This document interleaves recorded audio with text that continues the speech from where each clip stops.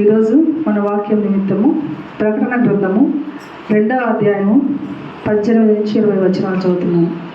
ప్రకటన గ్రంథము 2వ అధ్యాయము 18 నుంచి 20. తుయతైరాలో ఉన్న సంఘపు దూతకు ఈలాగు వ్రాయును: అగ్ని జ్వాల వంటి కనులను అపరంజిని పోలిన పాదమును గల దేవుని కుమారుడు చెప్పు సంగతులేమనగా, నీ క్రియలను, నీ ప్రేమను, నీ విశ్వాసమును, నీ పరిచర్యను, నీ సహనమును నేను ఎరుగుదును. నీ మొదటి క్రియల కన్నా నీ కడపటి క్రియలు మరి ఎక్కువైనవని నేను ఎరుగుదును. దేవుడు ఈరోజు నీతో నాతో మాట్లాడుతున్న మాట ఏంటంటే, నీ క్రియలను, నీ ప్రేమను, నీ విశ్వాసమును, నీ పరిచర్యను, నీ సహనమును నేను ఎరుగుదును అంటున్నాను. మరి ఇది దేవుడు మంచిగా చెప్తున్నాడా, లేకపోతే నువ్వు దేవునికి వ్యతిరేకముగా ఉంటే నీ క్రియలు నేను ఎరుగుతున్నానని చెప్తున్నాడు? అది మనకు మనమే వివేచన శక్తి గల వారమై, జ్ఞానము కలిగిన వారమై ఆలోచించుకోవాలి. ఏ విధముగా దేవుడు నీ క్రియలు నాకు తెలుసు అంటున్నాడు? ఏ విధముగా దేవుడు నీ విశ్వాసము నాకు తెలుసు అంటున్నాడు? ఎంత గొప్ప విశ్వాసవి నీవని నీకు తెలియాలి.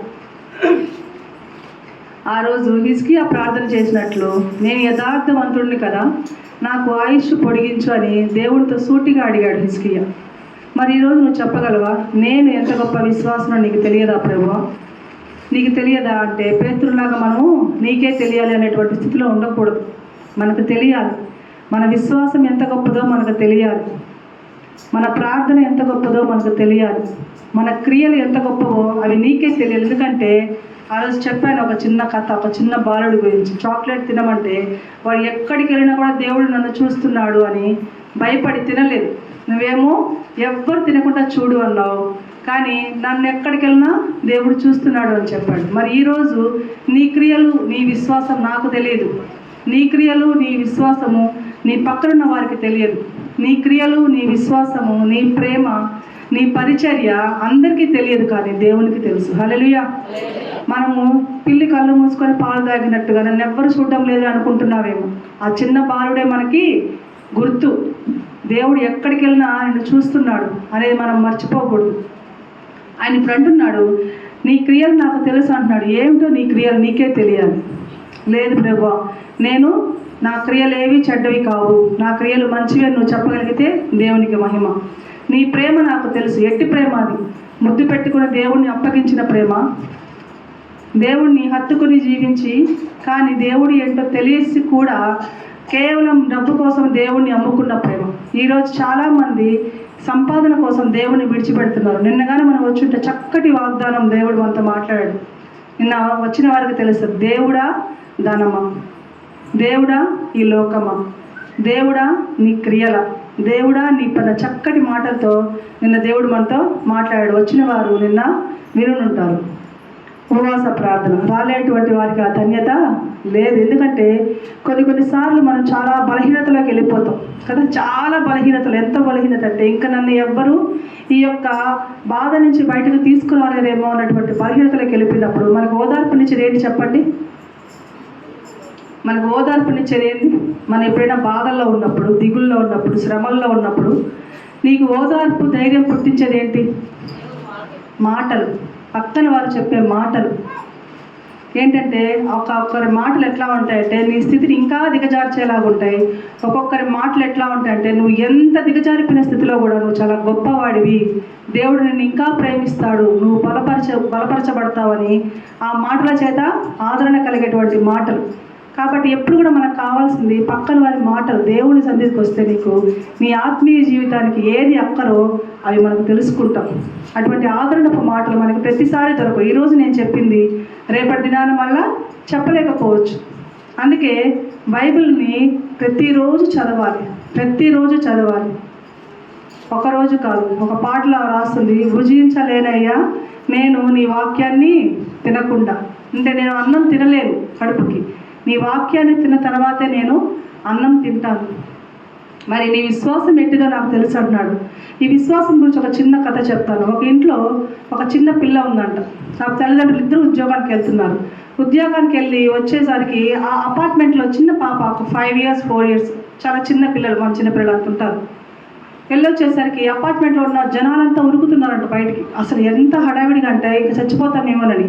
ఈ తల్లిదండ్రులు అప్పుడు ఆఫీస్ నుంచి ఎవరికి ఇన్ఫర్మేషన్ ఇచ్చారేమో. ఆఫీస్ నుంచి గబగబ వచ్చి మా పాప ఎక్కడ అంటే అందరూ వాళ్ళ బిడ్డల్ని వాళ్ళు చూసుకొని కిందకు వచ్చేసారు, కానీ ఆ బిడ్డను ఎవరు పట్టించుకోలేదు. తీరా ఏంటని చూస్తే ఆ అపార్ట్మెంట్లో మంటలు వచ్చేస్తున్నాయి. తర్వాత ఈ పాప ఏడుస్తుంది, కానీ నన్ను ఎవరైనా కాపాడండి కాపాడండి అని ఏడుస్తుంటే, వీళ్ళ తండ్రి కదండి ఎంత స్థితిలో ఉన్నా, ఎంత అపాయకరమైన స్థితిలో ఉన్నా, మనం చనిపోయే స్థితిలో ఉన్నా కూడా తండ్రి మనల్ని విడిచిపెట్టడు. అది కాలిపోతుంది, నువ్వు వెళ్ళడం ప్రమాదం అని చెప్పినా కూడా అతనే వినిపించుకోకుండా వెళ్ళి ఆ పాప దగ్గరికి వెళ్ళి బయట నిలబడి, పాప నేను వచ్చాను, నువ్వేం భయపడకమ్మా అన్నాడంట. అప్పుడు ఆ పాప కొంచెం ధైర్యం వచ్చింది, మా నాన్న వచ్చాడు కదా. ఎవరికైనా నువ్వు చనిపోయే స్థితిలో ఉన్న తండ్రి నీ పక్కన ఎంత ధైర్యం కదా, నేను వచ్చానమ్మా నీకేమీ కాదు. ఆ పాప, నాన్న నువ్వైతే నాకు కనిపించట్లేదు, నీ మాటలు నాకు వినిపిస్తున్నాయంటే నువ్వు కొంచెం ముందుకు వచ్చేసి దూకేసి అంటున్నట్టు వాళ్ళ నాన్న. ఆ పాపకి ఏం కనిపించట్లేదు. మంట వచ్చినప్పుడు పొగ వచ్చేస్తుంది కదా, అల్లుకపోతుంది మొత్తం. ఆ రూమ్ అంతా పొగ అల్లుకుపోయింది. ఆ పాపకి ఏం కనిపించట్లే. కానీ వాళ్ళ నాన్న అంటున్నాడు, నువ్వు నాకు స్పష్టంగా కనిపిస్తున్నావు, కొంచెం ముందుకు వచ్చి దూకే అంటున్నాడంట. ఈ పాపకి ధైర్యం సరిపోవడంలో, నాన్న నాకు భయం వేస్తుంది, ఎట్లా రావాలి, ఏం కనిపించట్లేదంటే, నేను చెప్పింది చేయనా, నువ్వు ముందుకు వచ్చి దూకయ్యి అంటే ఆ పాప కొంచెం ముందుకు వచ్చిందంట. ఇంకొంచెం ముందుకు రాన్నాడంట, ఇంకొంచెం ముందుకు వచ్చింది, ఇంకొంచెం ముందుకు రాగానే దూకే అన్నాడంట. ఆ పాప దూకేసింది. కాబట్టి ఆ పాప విశ్వాసం ఏంటంటే, నా తండ్రి దూకేయమన్నాడు, నేను దూకేస్తున్నా, ఏం కాదు, నా తండ్రి నన్ను పట్టుకుంటాడు అనేటువంటి ధైర్యం. మరి నీకుందా? దేవుడు, నువ్వు నాకు కనిపించట్లేదు ప్రభువా, నువ్వు ఎక్కడున్నావు, అందరూ చెప్తున్నారు నువ్వు మాట్లాడతావని, అందరు చెప్తున్నారు నువ్వు నన్ను చూస్తున్నావని, నువ్వు నాకు కనిపించట్లేదు అంటే దేవుడు అంటున్నాడు, నువ్వు నాకు స్పష్టంగా కనిపిస్తున్నావు. హల్లెలూయా. నువ్వు నాకు స్పష్టంగా కనిపిస్తున్నావమ్మా, నేను చెప్పింది చేయన వాక్యం అదే. దేవుడు చెప్పింది చెప్పినట్టు చేస్తే నీకు అసలు అపాయమే రాదు. వస్తాయి, అపాయం వస్తుంది. ఇప్పుడు ఆ పాప పొగలో చిక్కుకుపోయింది. పొగలో చిక్కుకుపోతే ఆ పాపకు ఊపిరి తీసుకోవడం ఎంత కష్టమై ఉంటుంది కదా. పొగున్న వాళ్ళకి ఊపిరి అందదు కదా, చుట్టూ పొగ, కళ్ళు మంటలు ఉంటాయి, చిన్న చిన్న శోధనలు ఉంటాయి, చిన్న చిన్న కష్టాలు ఉంటాయి. కానీ నువ్వు ఎప్పుడైతే దేవుడిని ఆనుకుంటావో, కళ్ళు మూసుకొని దేవుడు దూకేయమన్నప్పుడు నువ్వు ప్రభా ఈ చెప్పే దూకేయమంటున్నావు, ఒకవేళ నువ్వు నేను పట్టుకోలేకపోతే, నేను పడిపోతే, ఇటువంటి పరిస్థితులు ఆ పిల్ల ఉంటే దూకదు, భయపడిపోయి ఆగిపోయి ఆ మంటలో కాలిపోయి ఉంటుంది. కానీ దేవుడి మీద విశ్వాసం ఉంచింది కాబట్టి, తన తండ్రి మీద విశ్వాసం ఉంచింది కాబట్టి దూకేసింది. నా తండ్రి దూకేయమన్నాడు, ఎట్టి పరిస్థితుల్లో నన్ను కింద పడనివ్వడు అని చెప్పి దూకేసింది. అట్టి విశ్వాసం నీకుంటే ఈరోజు మనము ఏ స్థితిలో ఉంటాం మీరే జ్ఞాపకం చేసుకోవాలి. ఎందుకంటే ఆయన అంటున్నాడు, నీ విశ్వాసం నేను ఎరుగుదును, నీ క్రియలను నేను ఎరుగుదును, నీ ప్రేమను నేను ఎరుగుదును, నీ పరిచర్యను. ఏంటో మన పరిచర్య మనకే తెలియాలి. దేవుని మందిరంలో పరిచర్య ఎన్నోసార్లు చెప్పాను. ఏంటమ్మా ఇది ప్రతిసారి నువ్వు వాక్యం చెప్పేటప్పుడు ఇది తప్ప ఇంకేం చెప్పవా అనుకుంటారేమో. సేవకుడు పని చేయడం మనకు ఆశీర్వాదకరం కాదండి, నేను మరలా చెప్తున్నాను. సేవకుడు పని చేయడం మనకి ఆశీర్వాదకరం కదా. ఆయన పొద్దున ఇవన్నీ చిమ్ముకొని సాపలు వేసుకొని అది మనకి ఆశీర్వాదం అంటారా? దేవుడు వచ్చి మనకు అన్నీ చేసి పెడితే మనం వచ్చి కూర్చోవడం మనకు ఆశీర్వాదం అంటారా? జ్ఞాపకం చేసుకోవాలి. పరిచర్య కోసం మనము వెంపర్లాడాలి. అందరికీ నేను చెప్పట్లేదు, ఎందుకంటే ఎక్కడెక్కడి నుంచో రావాలి. మనకు అవకాశం ఉన్నప్పుడు దేవుడి పరిచర్య చేయడానికి మీరు ఇష్టపడండి. దేవుని ఆశీర్వాదాలు మనము పొందుకుంటాం. పరిచర్య అంటే ఆడవాళ్ళకు మాత్రమే కాదు, పురుషులకు కూడా. దేవుని పరిచర్య అనేది అందరికీ సమానమే. దేవుని దృష్టిలో స్త్రీ పురుషుడు అనేటువంటి భేదము లేదు, అందరూ ఒక్కటే. దేవుని పని అంటే అందరికీ సమానమే. కాబట్టి మీ సహనమును, ఇంకా ఓర్పు, ఎన్నో పరీక్షలు పెడతాడు, ఎన్నో కష్టాలు పెడతాడు దేవుడు. కానీ నీ సహనాన్ని దేవుడు చూస్తున్నాడు. పరీక్ష పెట్టేది ఎప్పుడంటే మన రిజల్ట్ కోసమే కదా ఎగ్జామ్ రాసేది. ఏం చదువుకున్నాం ఈ ఇయర్ అంతా, మనము ఎంత కష్టపడి చదివినా, ఎంత క్లాస్లో ఎన్ని మార్కులు వచ్చినా ఎగ్జామ్లో ఫెయిల్ అయిపోయారు అనుకోండి, ఏమంటారు? అరే ఆ పిల్లోడు బాగా చదువుకుంటాడు, పాపం ఆ పిల్లోడు కష్టపడి రాశాడు, కరెక్షన్ చేసిన వాడే కావాలని తప్పు చేశాడు అని అనుకున్న వాడిని ఏమంటాం మనం? ఫెయిల్ అయ్యాడని అంటాం కదా. వాడిని మనము ఫెయిల్ అయ్యాడని అంటాము. కాబట్టి నీ సహనాన్ని ఎరుగుతాను ఆఖర వరకు ఇప్పటి వరకు విశ్వాసంలో గట్టిగా ఉన్నావేమో, ఆఖరాకు వచ్చినప్పటికీ నీ పరిస్థితి ఏమైపోతుందో. ఆఖరాన మనం రాసే ఎగ్జామే మనకి రిజల్ట్.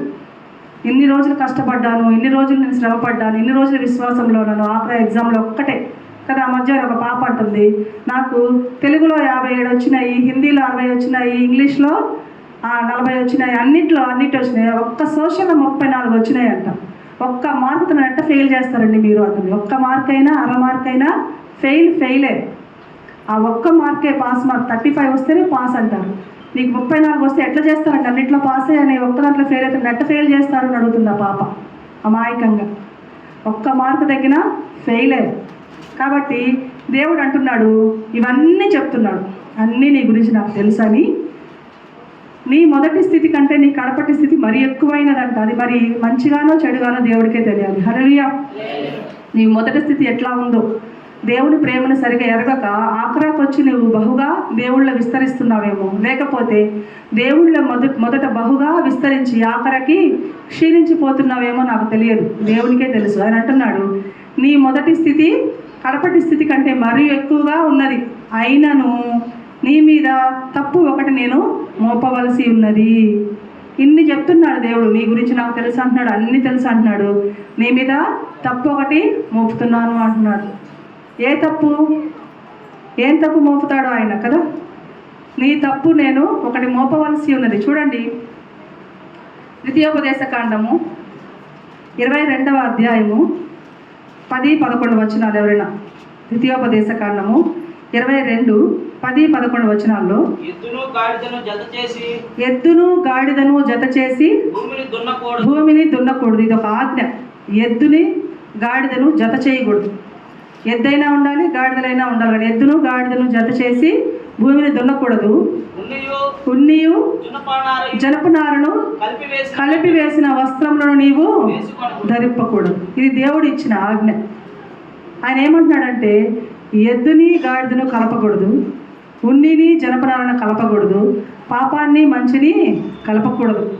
అలా కలిపితే నువ్వు ఎలా ఉన్నావో దేవుడికి తెలుసంట. నీ స్థితిని దేవుడు జ్ఞాపకం చేసుకుంటాడు. ఉంటే నులివెచ్చగానైనా ఉండు, చల్లగానైనా ఉండు, లేకపోతే వెచ్చగానైనా ఉండు. నులివెచ్చని స్థితిని ఉమ్మివేస్తానని ఎన్నోసార్లు హెచ్చరిస్తున్నాడు. మరి ఏ స్థితిలో ఉన్నామో మనం? ఒక నేరం మోపవలసి ఉన్నది. ఏ లోకంలో ఉన్నావా, దేవుళ్ళలో ఉన్నావా? సంపూర్ణంగా ఆనుకో దేవుని మీద. నిన్న ఒక సాక్ష్యం మన కళ్ళ ముందు. నిన్న వచ్చిన వారికి ఎవరో ఒక అతను వచ్చాడు, లక్షల్లో జీతం అంట, మంచి స్థితిలో ఉన్నాడంట, కానీ మనశ్శాంతి లేదంట. పాస్టర్ గారు చెప్తున్నాడు, నా పరిస్థితి ఏం బాగలేదు, మంచి జీతం ఉంది, లక్షల్లో నాకు జీతం ఉంది, బాగా సంపాదించుకున్నాను, MBA చదివాడంట, కానీ ఆయనకి మనశ్శాంతి లేదంట, ఏం అర్థం కావట్లేదు. ఆ తర్వాత అక్కడ నిన్నైతే ఎవరైతే వచ్చున్నారో వాళ్ళందరికీ 100 ఇచ్చిపోయినాడు ఆయన. హల్లెలూయా. నిన్న వచ్చిన వారికి 100 రూపాయలు ఫ్రీగా వచ్చినాయి ఊరికనే. మోషే ఏం చెప్పాడు? ఊరికనే నిలిచి దేవుని చేసే కార్యాలు చూడమన్నాడు. నిన్న వచ్చిన వారు, పనికి వెళ్లకుండా వచ్చిన వారు 100 రూపాయలు పోతే పోయిందని అనుకొని వచ్చారేమో, లేదా ఆ రోజు పని ఏమైనా ఉంటే వదులుకొని వచ్చారేమో. ఏడకు వచ్చిన దానికి ఉచితంగా దేవుడు 100 రూపాయలు ఇచ్చాడు. వాళ్ళకి బిడ్డలు ఉంటే ఆ బిడ్డలకు కూడా 100, అంటే ఒక కుటుంబానికి 200 వచ్చింది. ఊరికనే దేవుని కార్యాలు ఎంత ఆశ్చర్యంగా ఉంటాయంటే అదే ఆయన మనం చూడలేకపోతున్నాం. ఆయనకి మనం స్పష్టంగా కనిపిస్తున్నాము, మనం కనీసం అన్ని తేటగా కూడా చూడలేకపోతున్నాం. ఆ మసక కూడా దేవుని మనము చూడలేకపోతున్నాం. చూడండి, నీ మీద ఒక తప్పు నేను మోపవలసి ఉన్నది. ఏమనగా, తాను ప్రవక్తిని చెప్పుకొనుచున్న యెజబెలు స్త్రీని నీ ఉండనిచ్చుచున్నావు. ఈరోజు నేను చెప్పబోయే స్త్రీ ఎవరంటే యెజబెల్. దేవుని గ్రంథంలో ఎవరైనా పాపపు స్త్రీ, ఎవరైనా ఘోరమైన స్త్రీ, ఎవరైనా భయంకరమైన స్త్రీ అంటే మనం చెప్పాలంటే మన భాషలో విలన్ అంటారు కదా, అటువంటి విలన్ ఎవరంటే ఫస్ట్ యెజబెల్. ఈ యెజబెల్ గురించి మనము దేవుడు ఈరోజు చెప్పబోతున్నాడు. యెజబెలు ఆత్మను నీవు కలిగి ఉన్నావా? యెజబెలు బోధన నీవు చేస్తున్నావా? యెజబెలు చేసిన క్రియలు నీవు చేస్తున్నావో మనం ఈరోజు జ్ఞాపకం చేసుకోవాలి. యెజబెలు అంటే పాడు దిబ్బ. ఆమె ఒక ఏమంటారంటే ఒక డస్ట్బిన్ లాంటిది. అన్ని చెడు ఆలోచనలు.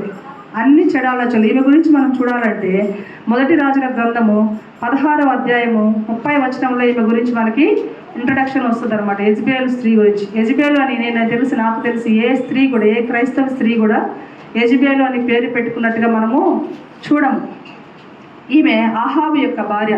ఈ ఆహాబు ఎవరంటే ఒక దుర్మార్గమైనటువంటి ఇజ్రాయేళ్లకు యెషై గురించి, దావీదు గురించి చెప్పుకున్నప్పుడు, నుజావేదు గురించి చెప్పుకున్నప్పుడు అన్య స్త్రీని వివాహం మనము చేసుకోకూడదు అనేటువంటి ఒక రాజు ఆజ్ఞ లేకపోతే ఒక దేవుడి ఆజ్ఞ రాజులకు ఉంది. కానీ కొంతమంది అన్య స్త్రీలు అయినప్పుడు కూడా రాహాబు కానివ్వండి, నుజావేతు కానివ్వండి, ఆసేనతు కానివ్వండి, వీళ్ళందరూ అన్య స్త్రీలే అయినా వీళ్ళు దేవుణ్ణి తెలుసుకున్నారు. రూతు వీళ్ళందరూ అన్య స్త్రీలే, దేవుని ఎరగని వారే, కానీ దేవుని బిడ్డలతో జతపరిచిన తర్వాత దేవుని ఎరిగిన వారే. కానీ ఇక్కడ ఈ యొక్క యెజబెల్ ఎవరంటే అన్య స్త్రీ. వీళ్ళు బయలుదేవతని, అష్టారోధి దేవతని పూజించేవారు. బయలుదేవత అంటే అదొక అన్య దేవత అనమాట. బయలు అర్పించాలి వాళ్ళకి. ఎప్పుడు చూసిన రక్తంతోనే వాళ్ళకి బలిపీఠాలు కట్టుకోవాలి, రక్తాన్ని ప్రోక్షించాలి. ఈమె చూడండి ఎక్కడంటే మొదటగా ఆమె గురించి మొదటి రాజుల గ్రంథం 16వ అధ్యాయం 30వ వచనంలో చూస్తున్నాను. దానికి ముందు నుంచి చదువుతున్నాను.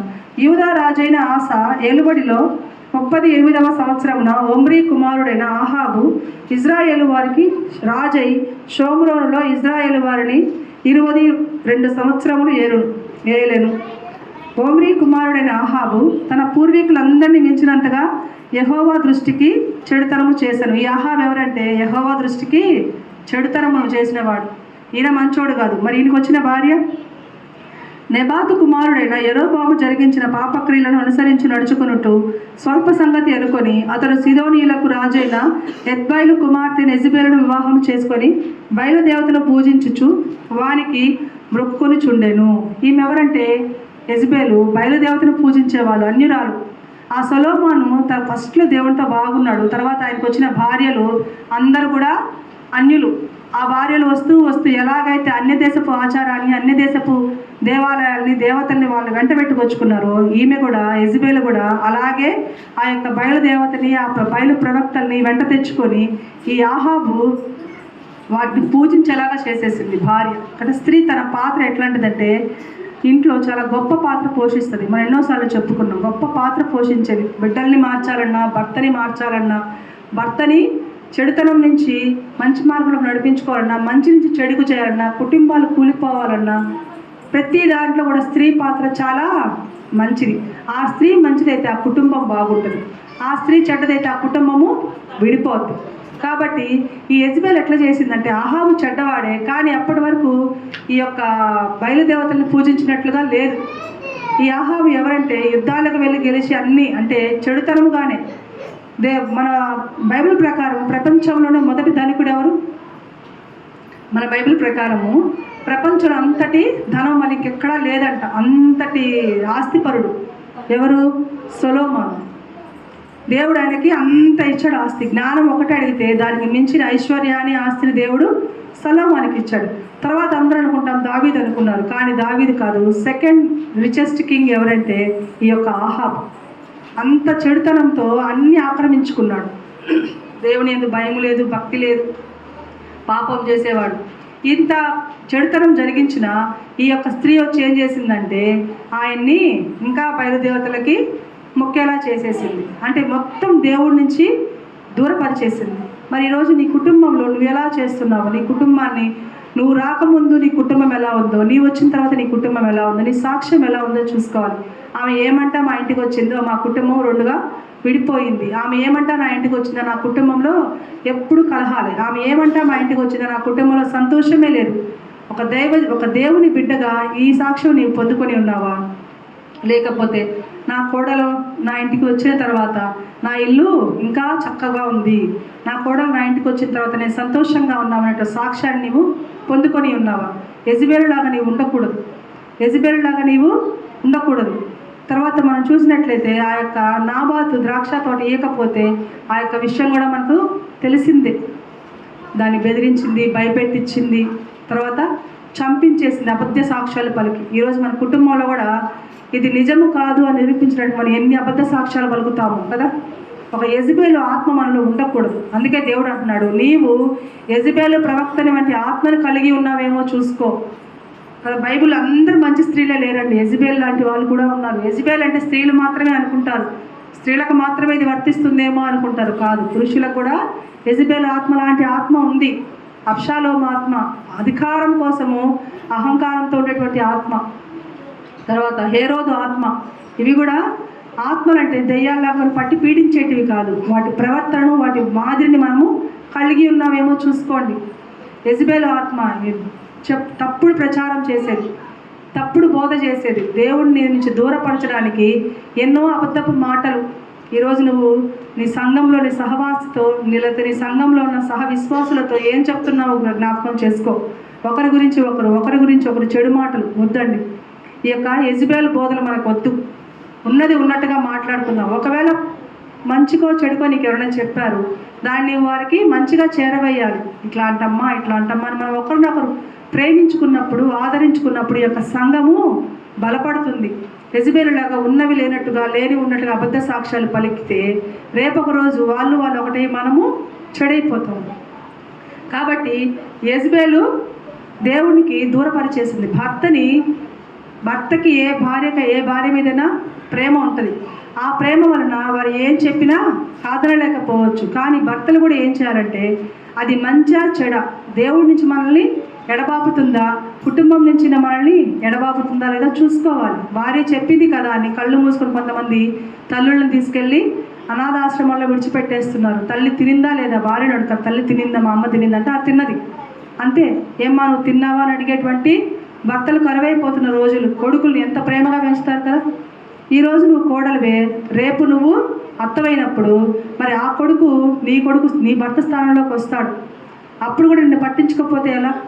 రేపటి దినాన్ని మనము జ్ఞాపకం చేసుకోవాలి. రేపటి దినాన్ని చూసి మనం ముందుకెళ్ళాలి. యెజబెలు లాగా ఉంటే ఈరోజు బాగుంటాం, రేపు బాగుంటాం, ఎల్లుండి బాగుంటాం. తర్వాత నువ్వు ఒక యెజబెలు లాగా ఉంటే నీ కుటుంబాన్ని నువ్వు కట్టుకోలేవు, నీ బిడ్డలకు నీవు మాదిరికరంగా ఉండలేవు.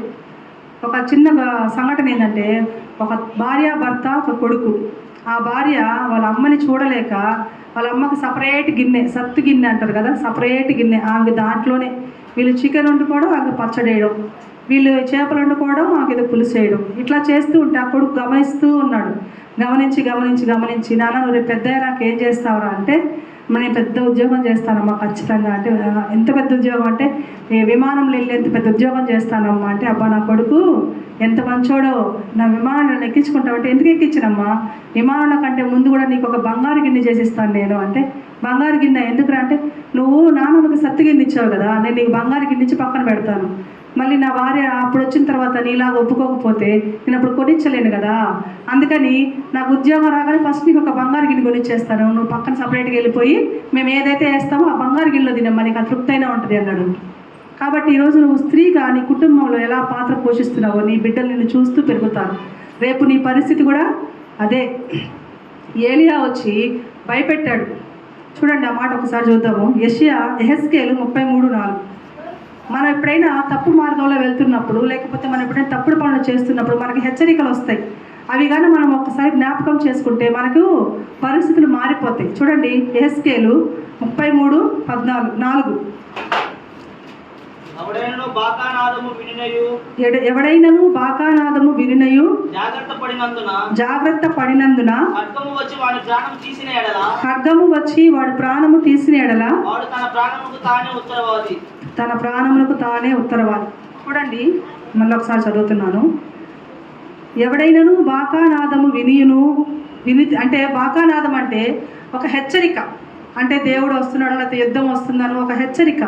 ఇది వినినప్పుడు జాగ్రత్త పడనందున, అది విని కూడా జాగ్రత్త పడడం లేదు కదా. హెచ్చరిక వచ్చినప్పుడు కూడా నీవు జాగ్రత్త పడకపోతే, ఖడ్గము వచ్చినప్పుడు వాడి ప్రాణము తీసినప్పుడు వాడి ప్రాణానికి వాడే ఉత్తరవాది.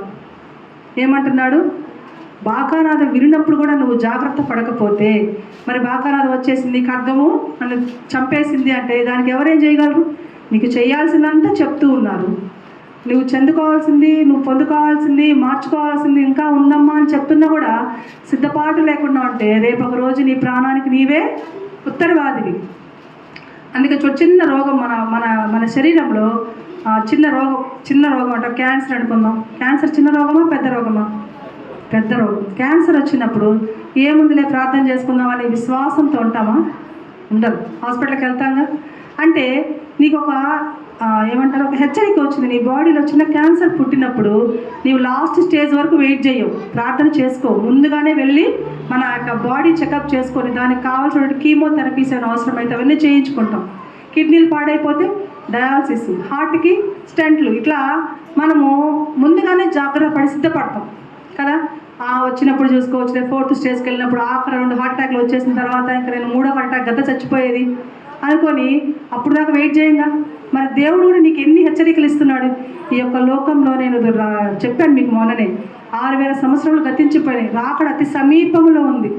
మరి దేవుడు నీకు ఎన్ని హెచ్చరికలు చేస్తున్నా ఈ దేహముపై ఉన్న ప్రేమ, ఆత్మ మీద మనకి ఎందుకు ఉండడం లేదో మనం ఒకసారి జ్ఞాపకం చేసుకోవాలి. యెజబెల్ లాగా మనం ఉన్నాం, ఇంకా భయపడ్డంలా.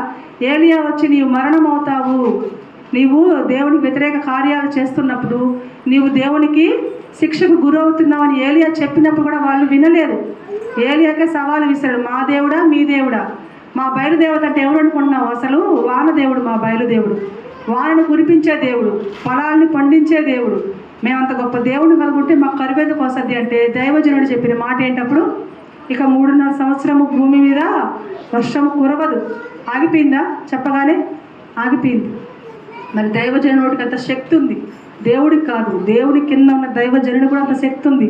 నీ గురించి చెప్తున్నాడు దైవజనుడు అంటే నువ్వు చక్కబెట్టుకోవాల్సింది ఉంది.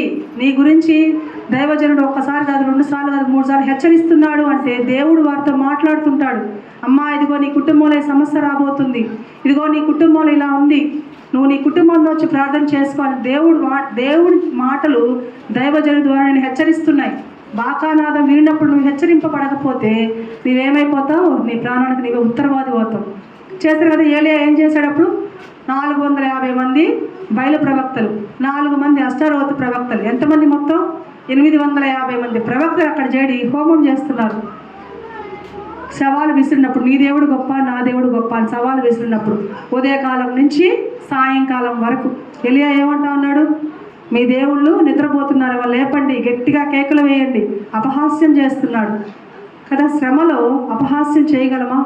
భయం ఉండదా? అమ్మో నా దేవుడు చేస్తాడా, నా దేవుడు చేస్తాడా చేయడు. ఎంతమంది పూజ చేస్తున్నారు, ఎంతమంది చేస్తున్నారు. మనమేమి ఈరోజు యెజబెల్ లాగా భయపడిపోవాల్సిన అవసరం. 850 మంది ప్రవక్తలను తీసుకొచ్చి అక్కడ పూజ చేస్తుంది.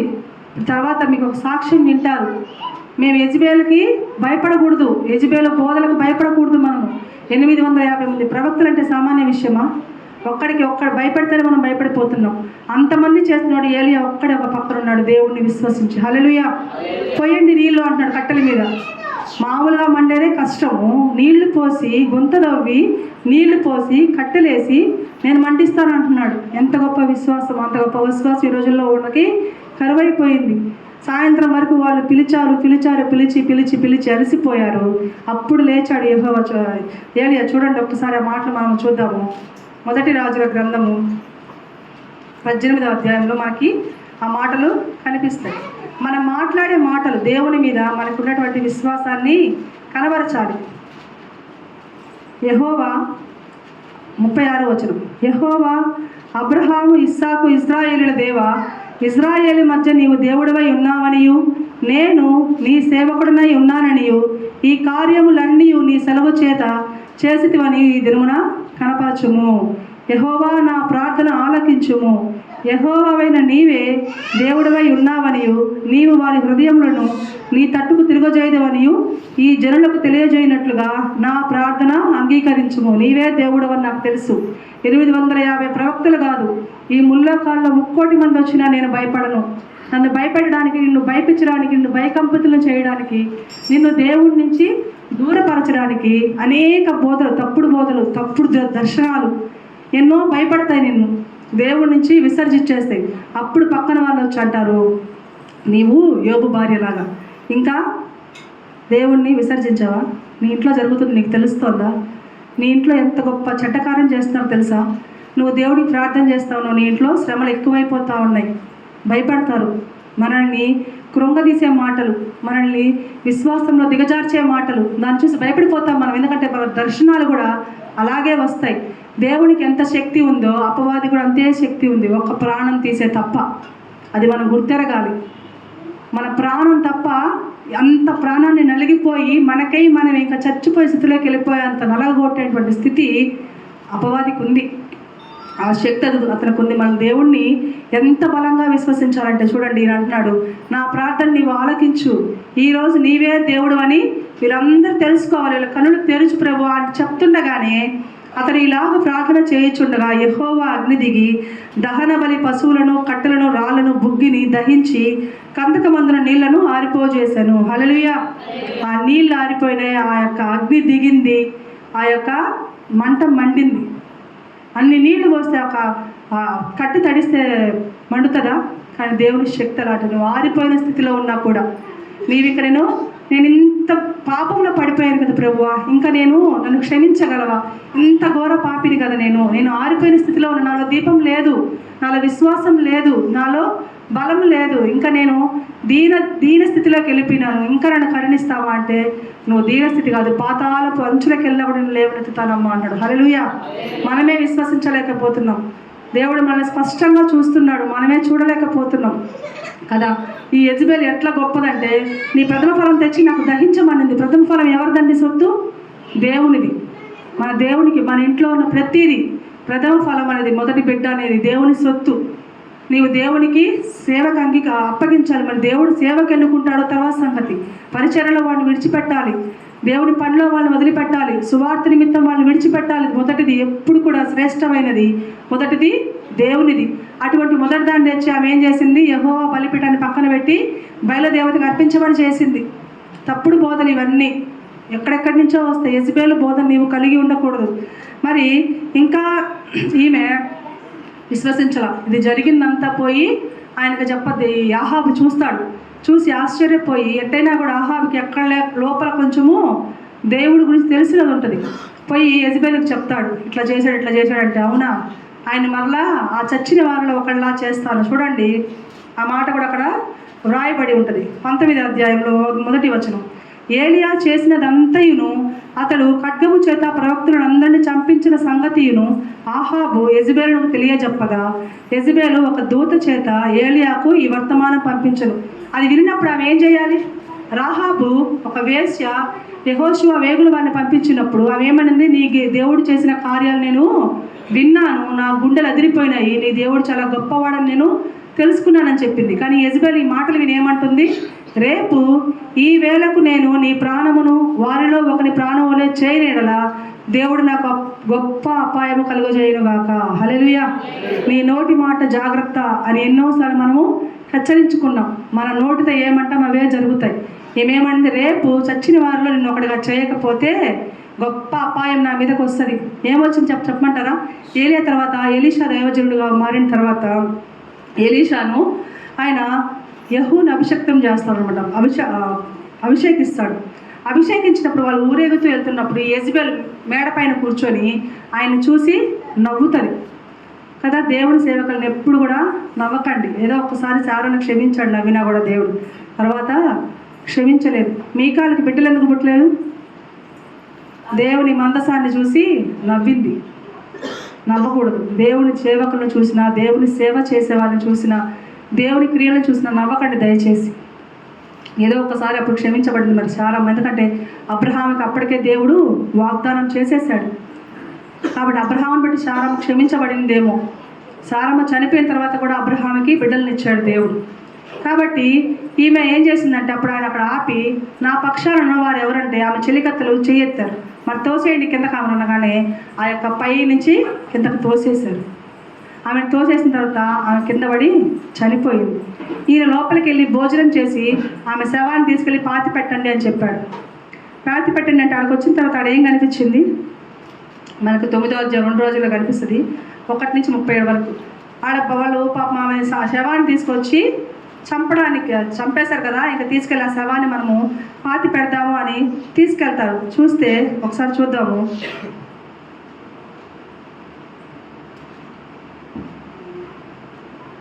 ఆమెది ఏమీ కనపడదంట. ఒక తల, ఒక చేయి, ఒక కాలు తప్ప ఆమె శరీరం అంతా ఏం తినేసి ఉంటాయి? కుక్కలు.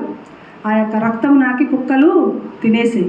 మరి ఏలియాతో ఆమె ఏమనింది? నేను కానీ నిన్ను చంపకపోతే, వారిలో నీలాగా వాళ్ళు అంటే వాళ్ళలాగా నిన్ను కానీ రేపు చేయకపోతే నేనేమైపోతాను? దేవుని ఉగ్రతకి పాలైపోతాను, దేవుని అపాయానికి నేను పాలైపోతాను. ఇక్కడ ఏమైంది? చనిపోయింది. ఎలా అయింది? కనీసం పాతి పెట్టడానికి ఆమె యొక్క శవం కూడా దొరకనంతగా చనిపోయింది. అంత దీన స్థితికి వెళ్ళిపోయింది. కాబట్టి మీరు కూడా ఈరోజు ప్రతిదానికి నా బతికింతే, నా జీవితం ఇంతే, నేను ఇంకా ఈ స్థితిలో నుంచి బయటకు రానేమో, నాకు సంతోషం ఉండదేమో, నాకు దిగులేనేమో, నాకు ఎప్పుడు ఏడిపోయినేమో, నా భర్త మారడేమో, నా బిడ్డ మారడేమో, ఇటువంటి యెజబెలు మాటలు మనం మాట్లాడకూడదు. ఇవన్నీ విశ్వాసం నుంచి మనల్ని తొలగించే మాటలు. మనం ఎప్పుడు కూడా ఎంత కష్టం వచ్చినా కూడా, ఎంత ఇబ్బంది, నన్నే చూడండి, నేనే మీకు ఉదాహరణ. ఎంత కష్టం వచ్చినా దేవుడు మనకి ఒక ముళ్ళు పెట్టున్నాడు, ఆ ముళ్ళు తీసేమని అడగండి దయచేసి. దేవుడే ముళ్ళు పెట్టాడు, ఎందుకంటే నీ విశ్వాసాన్ని పరీక్షించడానికి కదా. యేసుక్రీస్తు కూడా ఆ యొక్క రేపు కొండకి వెళ్ళబోతున్న సమయంలో, ప్రభువా నీకు ఇష్టమైతే ఈ గిన్నెని నా నుంచి తొలగించు అన్నాడు. కానీ తొలగించమని అడిగాడు గట్టిగా? లేదు. ఎందుకంటే ఆ ముళ్ళు పెట్టిందే ఆయన. ఆ యొక్క ముళ్ళు పెట్టింది ఆ యొక్క దినమున ఆయన ప్రాణం అర్పించకపోతే నీకు నాకు క్షమాపణ లేదు. కాబట్టి నీ జీవితంలో దేవుడు ఒక శత్రువుని పంపించాడు అంటే, ఇందాక చెప్పుకున్నాం, ఈమె విలన్ అయితే మరి మనం ఏమవ్వాలి? అప్పుడు హీరోలు అవ్వాలి. విలన్ లేకపోతే హీరోలు ఎక్కడి నుంచి వస్తారు? దేవుడు నీకు ఒక శత్రువు నీ జీవితంలో పెట్టాడంటే నీవు విశ్వాసంలో ఇంకా బహుగా ఎదగాలని, దేవుడికి నీవు ఇంకా దగ్గరగా అవ్వాలని, దేవుళ్ళో నీవు ఇంకా ఫలించాలని, లోతైనగా దేవుడిని వెరుగుతావని ఒక ముళ్ళు నీకు పెట్టాడంటే అది మంచికే. ఒకటి నీ జీవితంలో నుంచి తొలగించాడంటే అది నీ మంచికే. నీకు అర్థం కాదు ఇప్పుడు, మనకి ఇది ఇప్పుడు అర్థం కాదు, నిజమే. అది తీసేసినప్పుడు ఎట్లా ఉంటుంది? ఫస్ట్ ఒక దెబ్బ తగిలినప్పుడు మనకి ఎట్లా ఉంటుంది? ఫస్ట్ రోజు పడిపోయాము, రక్తం వస్తుంది, ఎట్లా ఉంటుంది? చాలా భయంకరమైన నొప్పి, భరించలేనంత నొప్పిగా ఉంటుంది. 2 రోజుకి, 3 రోజుకి, 4వ రోజుకి ఆ గాయం అయితే అలానే ఉంటుంది, కానీ దెబ్బ మానిపోతుంది, నొప్పి తగ్గిపోతుంది. ఇది నా కాలు మీరందరూ తెలుసు కదా. అప్పుడు వేడి నిలబడి ఆ మచ్చ అలానే ఉండిపోయింది, కానీ నాకు ఇంకా ఆ బాధ ఉందా? ఆ బాధ లేదు. మచ్చ అయితే అలానే ఉంటుంది. నీకు నీ జీవితంలో మనిషి లేని లోటు, లేకపోతే నీ జీవితంలో ఏదైతే దేవుడు నీకు దూరపరిచాడో అది లేని లోటు అలానే ఉంటుంది, కానీ దాని తాలూకా బాధ ఉండదు. నన్ను నమ్మండి, విశ్వసించండి. దేవుళ్ళు ఎప్పుడైతే మనం గట్టిగా అనుకుంటామో ఇవన్నీ మనకు తాత్కాలికమే. దేవుళ్ళ విశ్వసించండి. యెజబెలులాగా ఎంతోమంది మన మీదకి వస్తారు, యెజబెలులాగా భయపెట్టడానికి కదా, దేవుని బిడ్డల్ని భయపెట్టడానికి వస్తారు. ఏలియా అప్పుడు ఏం చేశాడు? నీ సవాలు విసిరిన తర్వాత ఎవరైనా చెప్పగలరా? ఆమె రేపు ఈ దినముకి నిన్ను వాళ్ళు చచ్చిన వారిలో ఒకరిగా చేస్తాను అన్నప్పుడు ఏలియా ఏం చేశాడు? పారిపోయాడు. ఎంత గొప్ప దైవజనుడు ఏలియా కదా, పారిపోయాడు. మరి ఈరోజు నువ్వు యెజబెలు లాంటి బోధకు భయపడుతున్నావేమో, యెజబెలు లాంటి వాళ్ళ మాటలకు భయపడుతున్నావేమో, పారిపోతున్నావేమో, విశ్వాసం నుంచి తొలగిపోతున్నావేమో.